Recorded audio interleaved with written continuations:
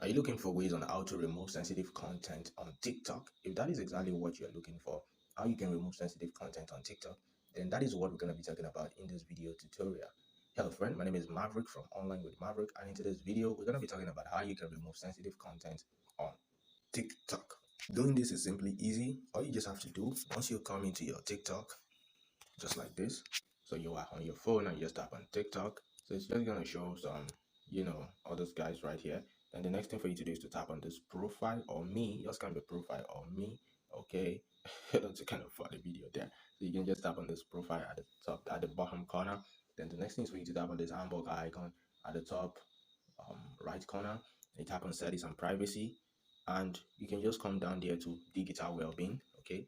In this content and activity, digital well-being, in between ads and family pairing, tap on that, and it's gonna load. And right there, you can see restricted mode. All right, so that is where you come to for you to remove sensitive content. So you just turn it on, tap on turn on, and you can set a passcode to turn on restricted mode. All right, so let me just set a passcode for that.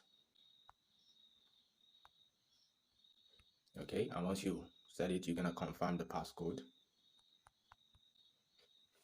So that way you've turned on restricted mode. So that means you will not be getting sensitive content, and that way you've turned on your sensitive content filter. So this way you remove sensitive content. Go to digital wellbeing, and you can see that it is turned on. But make sure that you always remember your passcode. Okay, make sure that you use a passcode that you will always remember, because if you try to turn it off next time, they will ask you for the passcode. You can see turn off. Okay, and you can see that I have to enter the passcode for me to be able to turn off. All right, so let me just enter it real quick,